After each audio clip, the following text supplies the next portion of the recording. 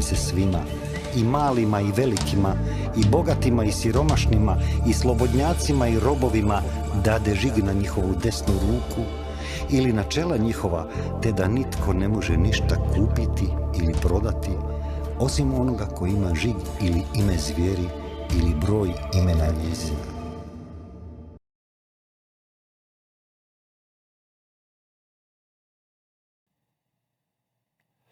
Pozdrav, dragi narode, dobrodošli u još jednu epizodu Slobodni.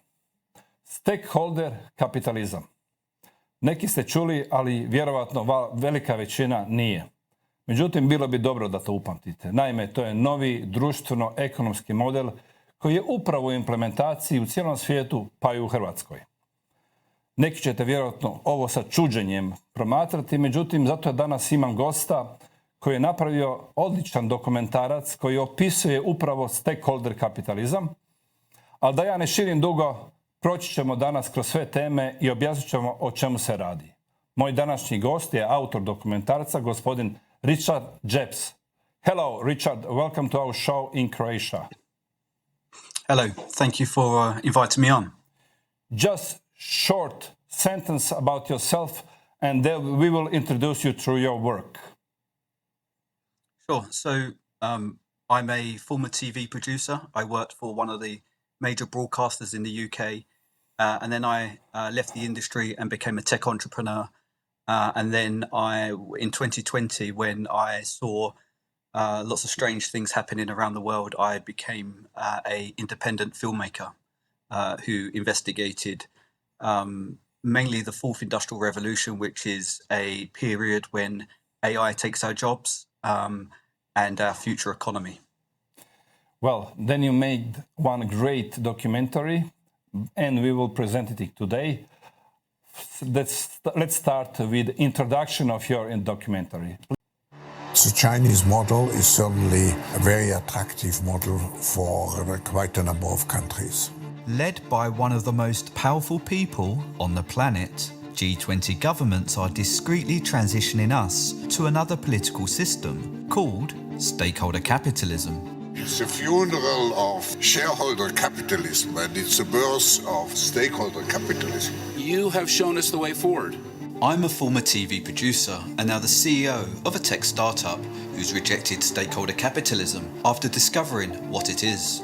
Like the Chinese state capitalism system, stakeholder capitalism places restrictions on the way we run our companies by forcing us to put the interests of a group of stakeholders first. Soon, however, stakeholder capitalism will be mandatory for everyone. We're announcing the UK's intention to mandate climate disclosures across the economy. In this series, I discover how the stakeholders are propagating the transition. It's a race against time to keep stakeholder capitalism on track. By manipulating us to believe shareholder capitalism is making many of us oppressed. Trans rights are human rights. Reform is not possible. Reform is not possible. And fear climate change as an existential threat. Stop! Oil! People are dying. Families are fleeing their homes. After indoctrinating us to want another system, I learn how the stakeholders are propagating stakeholder capitalism as being better for people and planet. This is the best time for leaders to come together, for the world to become more inclusive, more sustainable. And how this strategy was successful for shifting China to communism. What's going on in our school and in our country is really a replay of the Cultural Revolution in China. The similarities are terrifying. In this series, We will end up with many more unemployed. I expose the stakeholders' plan to accelerate the speed in which AI takes our jobs. About 50% of people in the world will be affected. Leaving us dependent on them and vulnerable to tyranny. A new useless class. People who are useless of the economic and political system. And unless we act now, I learn how oppressed we become under stakeholder capitalism. This means turfing people off their farms. CBDCs would give officials a powerful tool of control and manipulation. Banks can now freeze their personal accounts. This technology can turn our communities literally into digital concentration camps.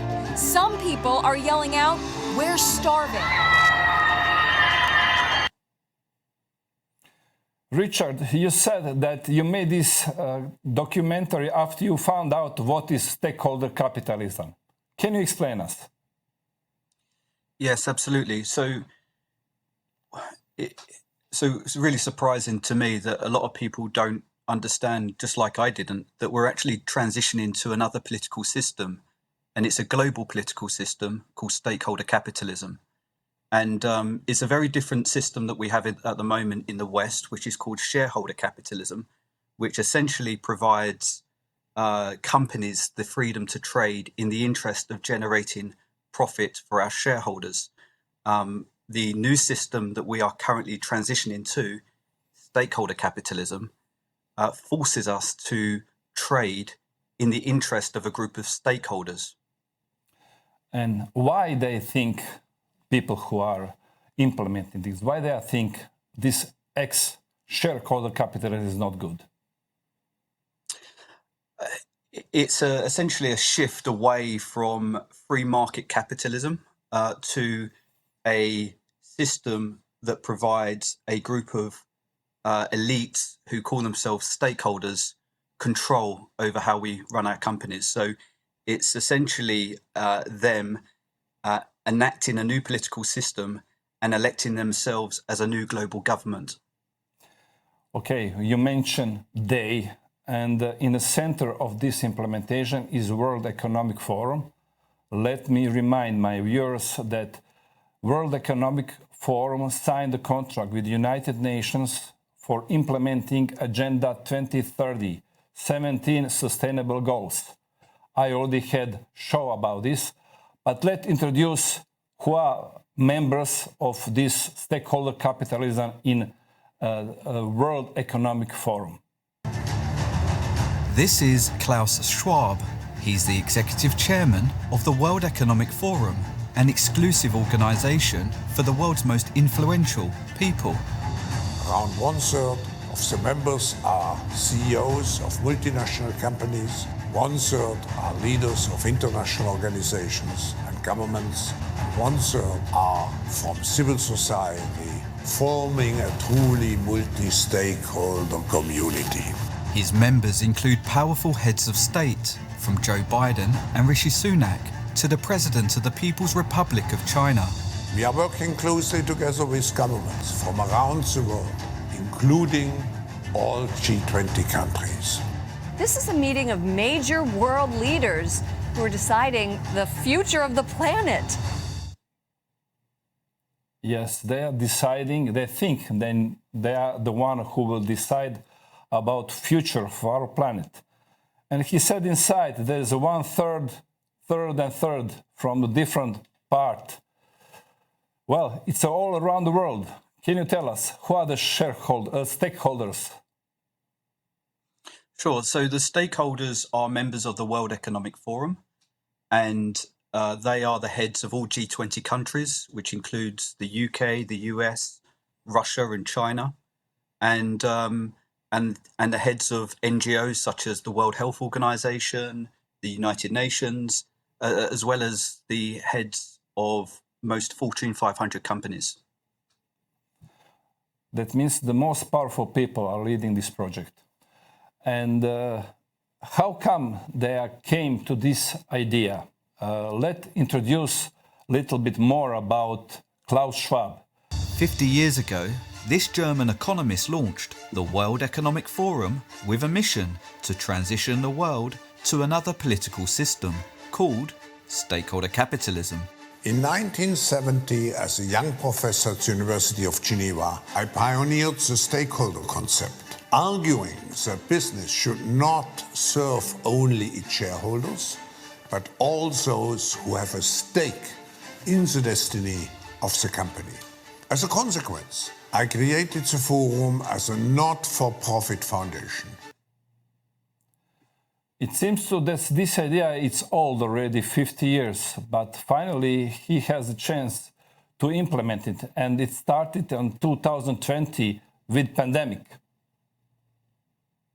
Yes, so Klaus Schwab founded the World Economic Forum with a mission to transition the world to this new political system that he designed on the back of his education. He was mentored by a notorious authoritarian, Henry Kissinger, and he had this idea for stakeholder capitalism, and then he created the World Economic Forum to essentially enact the stakeholder capitalism globally.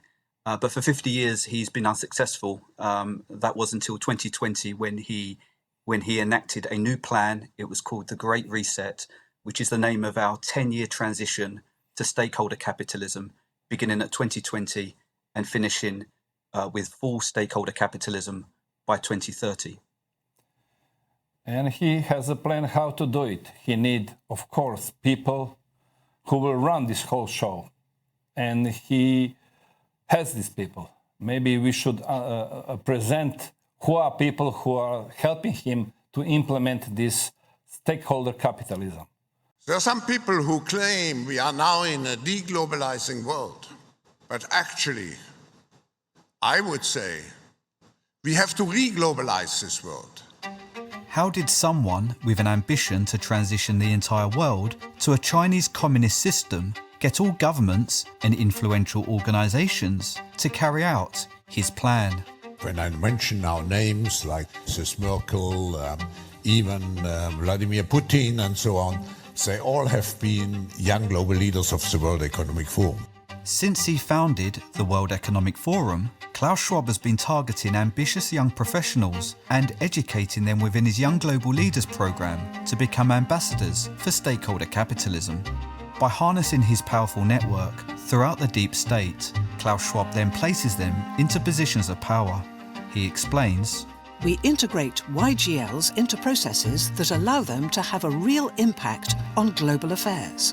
One YGL Klaus Schwab is particularly proud of is the Prime Minister of Canada, Justin Trudeau.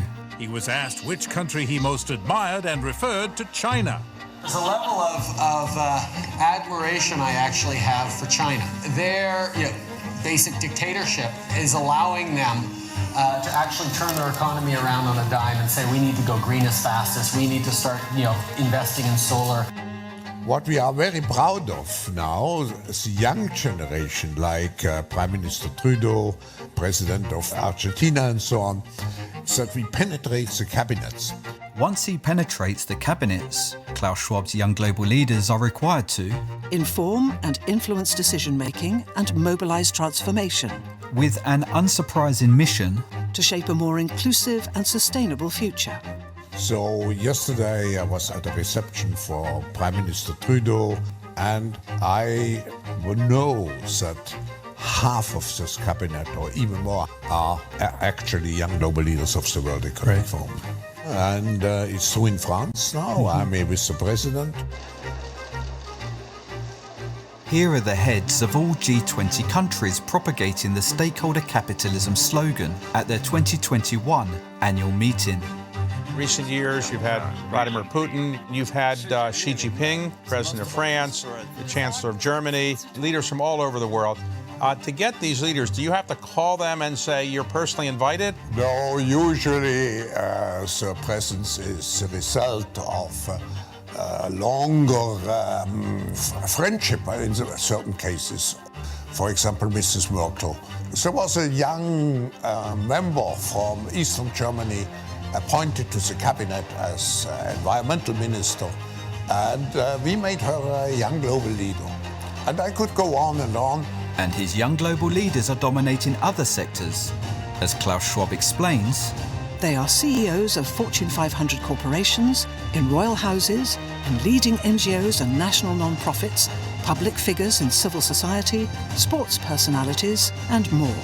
Here are some young global leaders who are executives at Virgin, Dell, Microsoft, Blackstone, JP Morgan, General Electric, Reuters, EMI Music, Ben & Jerry's, Ford, Siemens, Puma, Motorola, Yahoo, Sony Pictures, Amazon, Hyundai, Avon, Estee Lauder, Barclays, Lehman Brothers, Hewlett-Packard, eBay, Goldman Sachs, McDonald's, Alibaba, Google, Nestle, Viacom, Salesforce, Skype, Nokia, Avis, Expedia, McKinsey, YouTube, TikTok, Facebook and Meta, OpenAI, BlackRock, Pfizer, Wikipedia, Black Lives Matter, PayPal, Uber Eats, and more.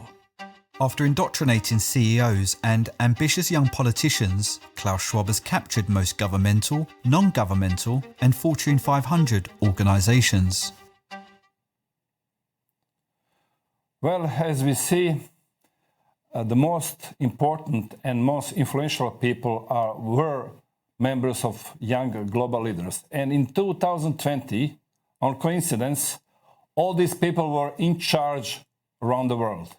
We have President of Canada, France, Germany, Great Britain, Sweden, Finland, Austria, European Union, and also there were heads of multinational companies who profited most during pandemic. Is this coincidence or something else? Well, he was quite strategic, was Klaus Schwab, in finding ambitious young professionals or politicians and then enrolling them within his Young Global Leaders program to essentially indoctrinate them with his inclusive and sustainable ideas. And inclusive and sustainable are the two main policies that differentiate stakeholder capitalism from other political systems, such as shareholder capitalism and state capitalism, which they have in China and throughout the East. Yes, it's no coincidence. It's a strategic plan. And then he's a very powerful person. So he then integrates those ambassadors for stakeholder capitalism into positions of power where they can then, their mission is to then essentially enact stakeholder capitalism within their region. You've got this coordinated organization where every individual who's part of the agenda, their mission is to transition us to stakeholder capitalism by 2030 by following Klaus Schwab's plan. And can you explain us what means inclusivity and sustainable? Sure. So the two main policies, inclusive and sustainable, also called People and Planet, which is the slogan for stakeholder capitalism, and environmental and social policies. So inclusive and sustainable. Inclusive is based on the premise that, or the idea that Black and trans people are oppressed, and we need a new system that essentially makes them more inclusive. This is based upon a Marxist idea, which Mao Zedong utilized during the Cultural Revolution by telling the young working class they're oppressed and encouraging them to go out and join social justice movements to drive a shift away from capitalism to communism. So the same playbook, if you like, is being used by Klaus Schwab today with these inclusive ideas. And that's why you see a rise in social justice movements such as Black Lives Matter and the gender identity policies that are being propagated by large organizations and governments, etc. And then you have sustainable, which is the planet part of the slogan. This means this is based upon the idea that the world is about to be destroyed by climate change, and unless we give up our use of oil-based products, so petrol, diesel, gasoline vehicles, so removing our ownership of vehicles, preventing us from being able to travel by plane, and essentially it removes our freedom to travel. then the world is going to end and millions of people are going to die. And that propaganda, you see that playing out, especially here in the UK. We see it quite regularly. We have organisations such as Just Stop Oil, where young protesters are out gluing their hands to the road and tipping soup over paintings. Essentially, they're unaware that what they're being propagated to do is to give up our freedom to travel. He says that they need to implement this program. Klaus Schwab has enacted a global transition to stakeholder capitalism. Today is a milestone in implementing the stakeholder principle into the management of companies. It's a bus of taking care of all the different stakeholders. You need to commit to stakeholder capitalism. We are talking about a substantial shift which is taking place to an economy which is more based on stakeholder responsibility. Today, the concept of stakeholder capitalism is finally becoming mainstream. For better explanation, let's see one more clip. It's the funeral of shareholder capitalism, and it's the birth of stakeholder capitalism. You have shown us the way forward. And he proudly shares which system inspired him. On the one hand, we have state capitalism. On the other hand, we have shareholder capitalism. So it's a clash between two systems. I believe that state capitalism in the short term provides certain advantages. Please explain what is shareholder capitalism and state capitalism, and what is different with this stakeholder capitalism. Yeah, shareholder capitalism is the system that we have throughout the West, which provides us, our companies, the freedom to trade with the interest of generating profit for our shareholders. In the East, state capitalism is predominantly used, particularly in places like China, which forces companies to trade in the interest of the government, of the state. So there is an interesting quote in Klaus Schwab's book called Stakeholder Capitalism, where he says, from these two existences, we need a new system, okay, and where the interest of all stakeholders are taken on board. And part of Klaus Schwab's propaganda is to make us believe that we're all shareholders in this, we're all stakeholders in this new political system, which means all of our interests are taken on board. But ultimately, we all can't make decisions. We don't have the authority to make decisions. So Klaus Schwab then goes on to explain that on our behalf, his stakeholders, who we've explained are the heads of these large organizations, will make decisions for us. And he quotes that all these stakeholders are people and make use of the planet. Therefore, they have the responsibility to make sure that they act in the interest of all of us, which is a ludicrous claim. So that's essentially the economic story behind the two. But as essentially, we've currently in the West, we've got shareholder capitalism, which is free market capitalism. And when you shift away from free market capitalism, the only way to go is more authority. So that's essentially what stakeholder capitalism is. It's providing authority to a group of stakeholders who make decisions in our best interest. Apparently, they know what's best for us. And as we've explained, there are two policies that they think need urgently addressing immediately. Is that there is a subset of our community who are oppressed, which is the Black and trans community, and we need to create a new system that makes them more inclusive. And he's rolled out diversity, equity, and inclusion policies, and starting to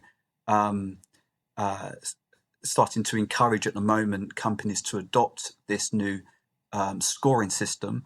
And in the UK, there is also the net zero policies, which is the removal of all of our use of diesel, and that's become mandatory already for large organizations in the UK and several other countries. That's all carried out under a scoring system called ESG, which stands for Environmental Social Governance. We'll come to this. Let's remind us who are stakeholders of World Economic Forum. If I look at our stakeholders, we have business, of course, then we have politics, we have partnerships with many governments around the world, we have NGOs, media, of course. We'll talk about this little later, little bit more. But also we have one new big stakeholder like never before. It's called Planet Earth. Planet Earth is the center of everything. Yes. Part of the propaganda is to make us believe that we are all stakeholders and planet Earth is on the brink of destruction because of climate change. And unless we give up our freedom to travel, we're all going to die. So all of this is propaganda techniques. And I mean, it's just the standard, communist style playbook propaganda where they make us worried or scared that something terrible is going to happen. And they can fix this. The elites, the authoritarian new government can fix this. But as long as we give up some of our freedom, so that's the price we pay. And of course, the propaganda makes us worried. So we're relieved to know that we're safe, and we're happy to give up some of our freedom if it's going to make us safe. So that's essentially how the climate change and the planet and the environmental policies all play into this. And main figure, Klaus Schwab, doesn't hiding that he has a role model. And he sees this role model in the biggest country in the world. The international community is looking to China to continue its responsible leadership. The World Economic Forum have a large operation in China, where Klaus Schwab runs his ominous Global Future Council to explore emerging models of Chinese leadership adapted to a new norm of globalization. And Klaus Schwab is often interviewed by Chinese state media, where he expresses admiration for their communist system.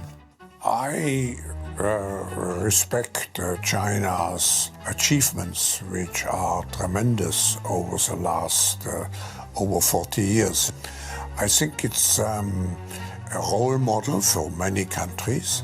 The Chinese model is certainly a very attractive model for quite a number of countries. Klaus Schwab has also built a close rapport with the General Secretary of the Chinese Communist Party. It is my distinct honor and great privilege to introduce His Excellency Xi Jinping. China has made significant economic and social achievements under your leadership. In this World Economic Forum address, Klaus Schwab welcomes Xi Jinping as a stakeholder to govern us. We should join hands and rise to the challenge. I believe this is the best time for leaders to come together and work jointly for the world to become more inclusive, more sustainable.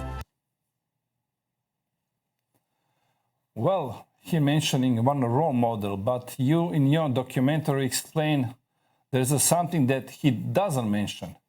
It's state of human rights in China.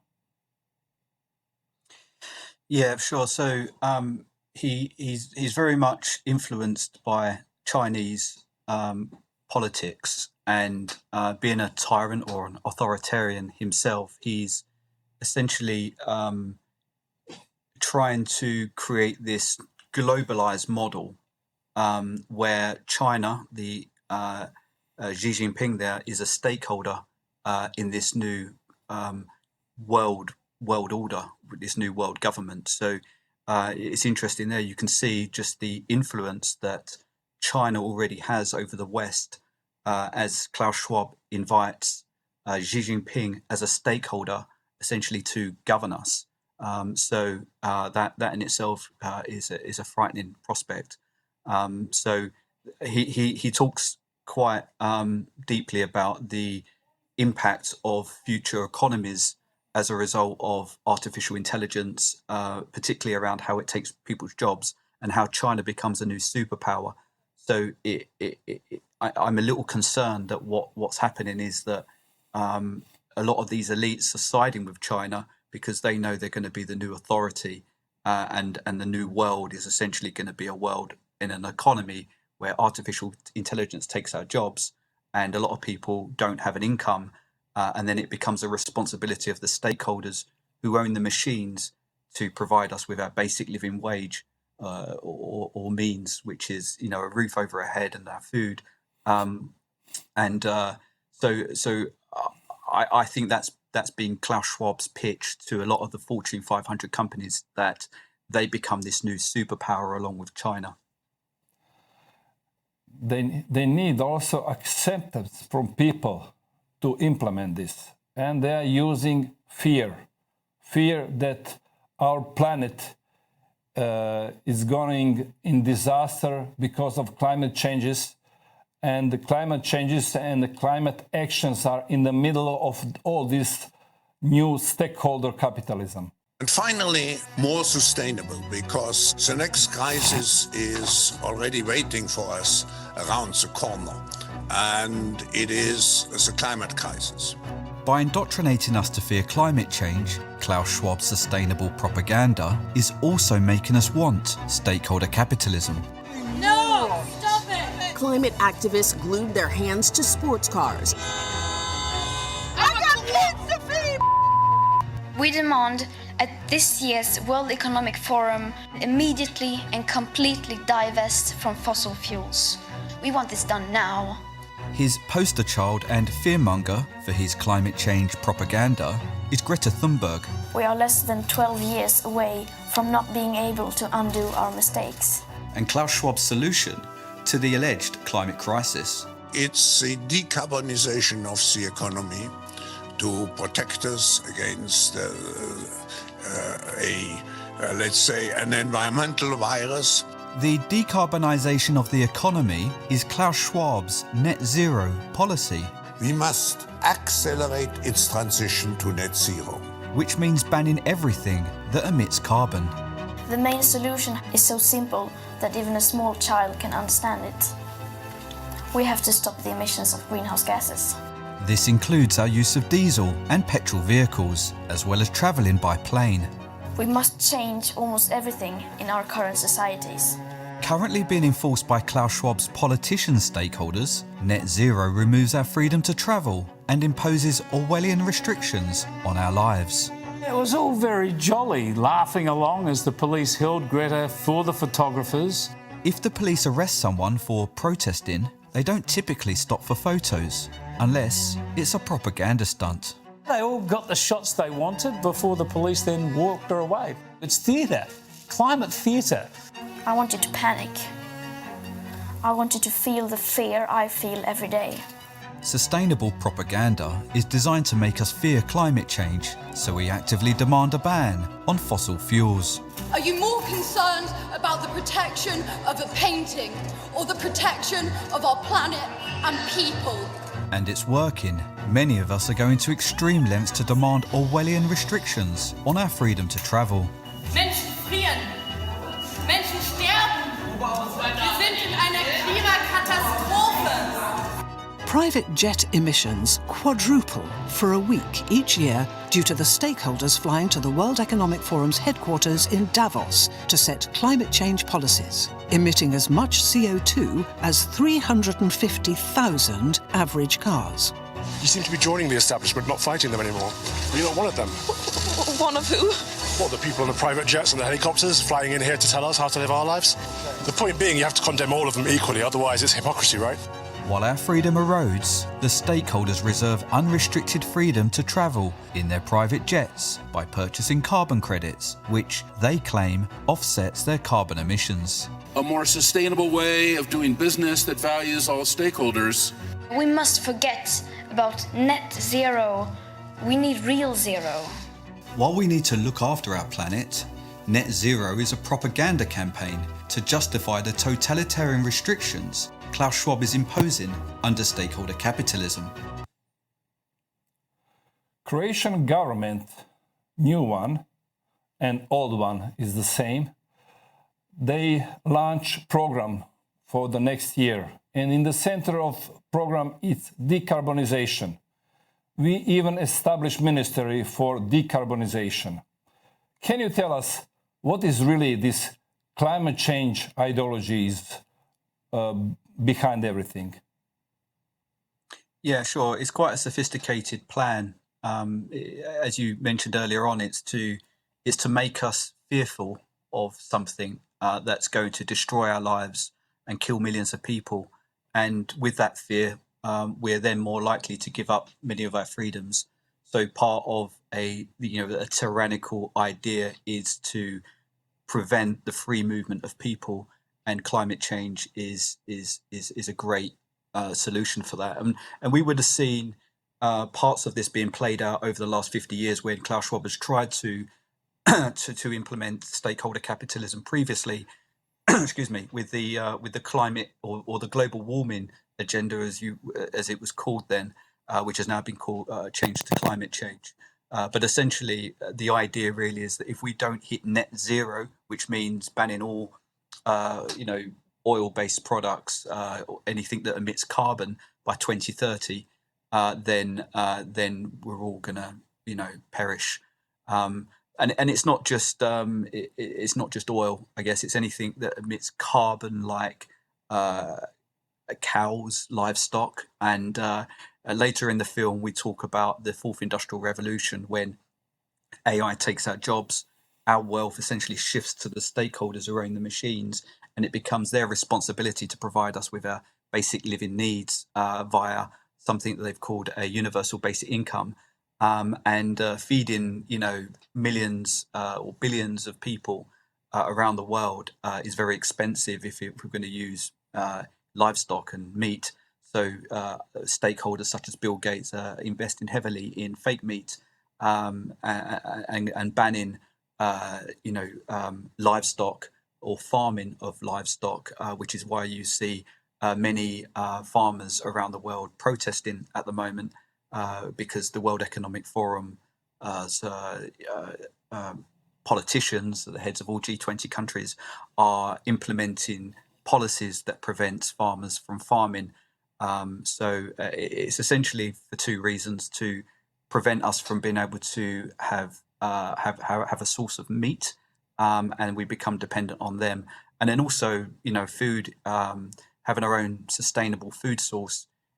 Is something that they don't want. They want us completely dependent on them. So the sustainable agenda covers many aspects, but essentially it all leads down one road, which is to a totalitarian society with restrictions on freedom, food, and other aspects of our lives.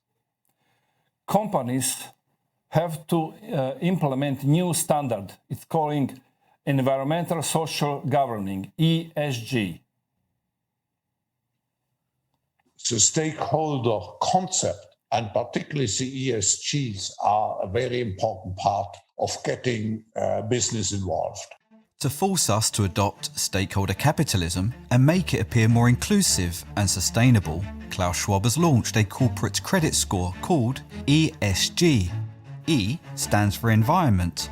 In this section, we receive a good score for complying with Klaus Schwab's climate change restrictions. S stands for social. Here, our score improves for complying with Klaus Schwab's inclusive policies, requiring us to employ more allegedly oppressed people and support social justice movements. And G stands for corporate governance. This means the corporation stakeholders who govern us. You have been a fabulous partner in promoting the stakeholder concept. What you did is actually to speak out on social issues. Your support for LGBTQ rights. In order to receive a good score, more brands are hiring ambassadors from the trans community. This month I celebrated my day 365 of womanhood. Check out my Instagram story to see how you can enjoy March Madness with Bud Light and maybe win some money too. And the stakeholders are supporting other inclusive policies. Starbucks says employees will now be allowed to wear Black Lives Matter apparel as part of its dress code, and now they're even making T-shirts for them to wear. If we do not comply to Klaus Schwab's Marxist policies, a subsequent poor ESG score will mean no more funding. The CEO of the largest money management firm in the world and considered the most powerful person on Wall Street, Larry Fink, is a World Economic Forum board trustee. BlackRock focus their investments in companies with good ESG scores. At BlackRock, we are forcing behaviors. That's an investment criteria for you. If you don't force behaviors, whether it's gender or race, you're going to be impacted, and we're going to have to force change. By starving non-compliant companies of funding, investor stakeholders, such as BlackRock, are forcing companies to adopt stakeholder capitalism. This will allow investors to see how the company performs on matters such as climate change, workplace diversity and inclusion, and as a consequence, a sea change in the way companies are run. One elite who rejected his invite to the World Economic Forum and is sounding the alarm about ESG is Elon Musk. We don't want basically some sort of communism rebranded thing, which is like a lot of what ESG is, to be inflicted upon corporate America without the knowledge of the actual shareholders, which is what's going on. The public is being lied to. Elon Musk tweeted, "I'm increasingly convinced that corporate ESG is the devil incarnate. People who follow the Great Reset and the World Economic Forums often warn against it." Elon also tweeted, WEF is increasingly becoming an unelected world government that the people never asked for and don't want. And how is WEF Davos even a thing? Are they trying to be the boss of Earth? criticising our new boss of Earth will guarantee a poor ESG score. Tesla, a company that makes electric vehicles, has a moderate to moderately poor score. Somehow, out of the 5 US-based automotive companies like Ford, which make gas-guzzling trucks, Tesla's ESG score is the worst. Why is that? The score is political. What I'm particularly proud of in the case of the development of those ESG metrics is that the initiative came from business, from our 100-plus CEOs. And his 100-plus CEOs will, of course, be guaranteed a good score. So the company reigning at the very top of the ESG scoring list is Bill Gates founded Microsoft. With these metrics, the business world will finally be able to walk the talk on their commitment to ESG performance and the stakeholder principle. You also try to get ESG score for your company. What is your experience? Yes.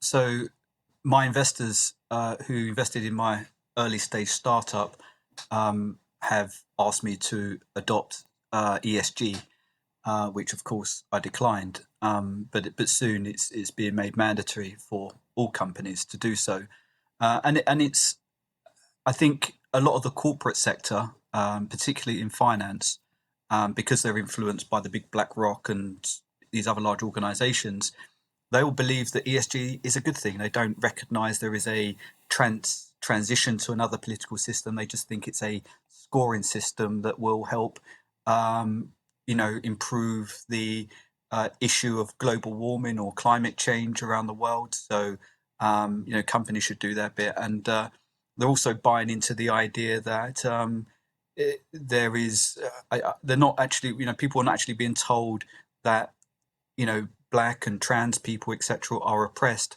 The propaganda is essentially saying that there is, people are not being given equal opportunities, and therefore we should have a system that ensures that everyone is treated equally. And that's the equity part in the model. So a lot of people are going along with it. So again, it's just propaganda. It's a way of propagating the idea that things are bad and we need to change it, and we need to have these restrictions and regulations and these metrics, which is environmental social governance, to ensure that we all comply to. But ultimately, all of these mechanisms are there to transition us to stakeholder capitalism, which is essentially providing the authority to a group of elites under this new global political system. Indoctrination and propaganda is not possible without media. It's because most media companies are owned or run by a World Economic Forum stakeholder and are disseminating propaganda. In the US... Hello everyone, I'm Karen Cho, co-anchor on CNBC. This is CNBC promoting stakeholder capitalism at the World Economic Forum. It feels as though it's a race against time to keep stakeholder capitalism on track in 2023. This World Economic Forum stakeholder, Tim Davie, is the Director General of the BBC. He explains, The BBC is principally funded through the licence fee paid by UK households. Digging deeper, the BBC is largely funded by a conglomerate of World Economic Forum stakeholders, from the UN and EU to the Bill and Melinda Gates Foundation. Donors also include foreign governments, the World Health Organization, and partners such as Facebook. They donate valuable, unrestricted income. This funding evidently buys the stakeholders considerable influence. We can tailor the partnership towards delivering on key environmental, social and governance, ESG. The BBC also promotes stakeholder capitalism on their website. Unsurprisingly, the UK media and online regulator, Ofcom, is also a World Economic Forum partner, and their chief executive, stakeholder Melanie Dawes, is driving a World Economic Forum censorship initiative, which has led to the UK Online Safety Act. The internet as we know it faces a very real threat, said Proton CEO Andy Yen, who says the bills give the government the power to access people's private messages. This recently enacted law is particularly a concern for platform owners like myself, who investigate the stakeholders' corruption, as the BBC explained. Breaking the rules could result in fines of up to 10% of global revenue for tech companies, or £18 million, whichever is bigger. Their bosses could also potentially face prison time as a punishment. Incarceration of publishers of information they disagree with. I suppose we shouldn't be surprised because Julian Assange, a publisher of information they don't like, is already incarcerated. More frightening, governments around the globe are discreetly passing laws that grant another World Economic Forum partner, the World Health Organization, and the Director General totalitarian control upon declaring their next health emergency. You'll have the power to shut down any business. It takes away all the protections that being in a democracy offers. In the next episode, I investigate how this zero-draft treaty has all the hallmarks of stakeholder capitalism. It said under the WHO's own figures, 60% came from 276 stakeholders. So it's clear there's a strong external influence on the policy of the WHO. And I investigate the new online safety laws that are currently being enacted around the globe. You called your documentary Stakeholder Communism. Can you tell us why? Yeah, so communism really implies that there is an authoritarian aspect to this this political system, and immediately, especially in the corporate sector, a lot of people have bought into the whole stakeholder capitalism idea and are essentially driving the movement. And I guess we know it's an ideology because nobody's voted for it. In fact, they haven't given us an option to vote, so it's completely undemocratic. It's happening discreetly, so none of our governments have informed us this transition is happening, and it's happening quite deceptively.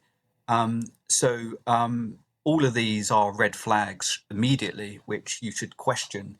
If you go back throughout history and you look at any time when a country has transitioned away from free market capitalism to another political system, it hasn't gone particularly well.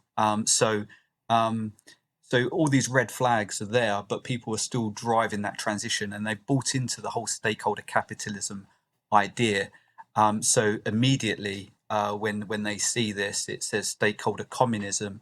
It really tells the story that straight away in two words that this new political system is an authoritarian system. But the response I'm getting to that immediately is quite a lot of anger and pushback, because it's an ideology. Essentially, people are driving this transition because they believe in it. They've been manipulated and somewhat indoctrinated by this idea. So when they see this idea, immediately they push back. They don't want to see the film. They see the title, but ultimately that title is doing a job in helping people immediately understand that we need to start questioning this new political system. And for the end, can you tell us what is Yellow Forum? Yeah, sure. So at the end of the film, and it's a 90-minute film, it's quite long. I'm told it flows really nicely still, but it's all quite difficult to watch, even for those who are aware that there is quite a few, strange things happening around the world. And I didn't want to end on a note that's all doom and gloom. So I thought to myself, well, what can we do about it? What can I do about it? And I have experience as a tech entrepreneur, and I've teamed up with a good CTO, and we're building a forum essentially that enables people to come together and create initiatives or be part of initiative that helps us push back and essentially stop this transition, and ultimately design a brighter future, design a different path. Because where we're heading at the moment, we've got one path which is called the Great Reset, which is heading towards full stakeholder capitalism by 2030, with AI taking our jobs, a lot of people unemployed, and then they have 15-minute cities where we'd have to reside unless we can afford to buy carbon credits, because traveling is going to be only affordable to the rich. So we've got this one direction, which is essentially extreme tyranny, or we have an option to come together and design a different future. The film portrays what the future looks like. So we need to come together and say, okay, well, what do we want? What do we want for our future? So it enables us to come together and design that. So I'd like to continue our investigation into stakeholder capitalism, and provide a weekly debate show, an interactive debate show where we can design a solution. And one thing I found as well, because this has been self-funded and I found it very difficult, this was a 16-month project for me without an income, and that was very difficult for me. So I'd like to find a way for other journalists and for myself to be able to continue our work. So the forum will also have projects that will enable people to be able to fund those projects. So it's got a bit of a crowdsourcing model to it, and anyone can create a project, any journalist, if they want to continue the investigation, as well as we want to provide a platform for all the great influencers who are doing great work to be able to put their work up, and for people to be able to donate directly to them and receive 100% of the donation. So Yellow.Forum is a non-profit organization that enables us to create a different future. Thank you, Richard. It was a pleasure continue with your work, and thank you for what you've done until now. Thank you for having me on your show. Thank you. Dragi narode, toplo preporučam da pogledate dokumentarac Stakeholder communism, kojeg možete pronaći na Rumble kanalu Slobodnog podcasta. Za one koji žele znati više, pročitajte knjigu Stakeholder Capitalism, autora ovdje spomenutog Klausa Schwaba. Zanimljivo je primijetiti kako trenutno društveno-ekonomski model ocjenjuju lošim upravo oni koji imaju najveći utjecaj da izgleda ovako loše kao što kažu. Sada ti isti ga žele promijeniti kako bi bio bolji. Kako bi Einstein rekao da je definicija ludila ako želimo popraviti stvari sa iste pozicije u kojoj su se pokvarile. Ili kao u ovom slučaju, isti ljudi žele promijeniti sustav koji su stvorili. Mi koji se sjećamo društveno-ekonomskog uređenja koji je vladao prije 90-ih u Hrvatskoj, ne možemo a ne spomenuti asocijacije sa ovim što nam sada nude. Njihovim rječnikom glavni stakeholder je bila država na svim razinama, što je onda bila Komunistička partija Jugoslavije koja je vladala desetljećima bez izbornog legitimiteta. Drugi stakeholderi su bile tvrtke koje su se nazivale organizacije udruženog rada ili složene organizacije udruženog rada koje su bile u društvenom vlasništvu, što možemo usporediti sa današnjim društvima sa ograničenom odgovornošću i dioničkim društvima ili korporacijama. Jedina i najvažnija razlika je da su u privatnom vlasništvu, koje je po hrvatskom ustavu svetinja. U novom stakeholder kapitalizmu ne bi imali ništa i bili bi sretni, jer bi sve rentali od države ili bolje rečeno od glavnog stakeholdera planete Zemlje. Prije smo imali sindikate, razne komunističke saveze, pionire, omladince, a danas takozvane nevladine organizacije za koje smo vidjeli u mojoj emisiji sa Aleksom Krilom da nisu nevladine nego lobističke skupine velikih korporacija. Navodno se bave zaštitom manjina koji su ugrožene, a ako nisu ugrožene svakako će ugrožavati ostale većine kako bi im nametnuli svoju ideologiju. I onda smo bili članovi takozvanih nesvrstanih ili u boljem prijevodu Saveza siromašnih. A sada smo članovi NATO saveza, takozvanog obrambenog saveza koji braneći svoje članice aktivno financira i šalje oružje zemljama koje nisu članice saveza i dalje inzistiraju da se zovu obrambeni savez, iako nas pripremaju za globalni rat protiv onih koji nas nisu napali. Postoji jedna znatna razlika u današnjem dobu. Imamo jednog i najvećeg stakeholdera o kojem moramo misliti kad god nešto činimo, a veći je i od Jugoslavije, nesvrstanih, NATO saveza, Europske unije i svih drugih globalnih udruženja, a to je planet Zemlja. Moramo je štititi od nas samih, iako se ne možemo dogovoriti treba li joj uopće zaštita i je li netko ugrožava. Taj dio posla ćemo prepustiti medijima da nam objasne u svakodnevnoj propagandi i indoktrinaciji. Primjećujete da se nigdje ne spominju riječi kao sloboda, ljudska prava, privatno vlasništvo, sloboda trgovine i sloboda kretanja. Možda stoga što to nisu planirali da bude dio jednadžbe. Još jednom toplo preporučam pogledati dokumentarac Stakeholder communism kojeg možete naći na Rumble kanalu Slobodni podcast. Hvala na pažnji i uskoro se vidimo u idućoj epizodi Slobodni. Nitko vas neće natjerati da se poklonite zvijeri, učinit ćete to svojevoljno, odbacujući vjeru. Bićete laka meta za zvijeri, jer se niste podredili vjeri. Ako se ne podredite vjeri, podredit ćete se zvijeri. Toliko ćete se suobličiti sa ovim svijetom, da nećete ni prepoznati da ste u zabludi. Biće to najveća demonska prevara ikada i pravedno zaslužena osuda nad nepokajanim grešnicima. Gdje su svi oni koji su nas vjerili?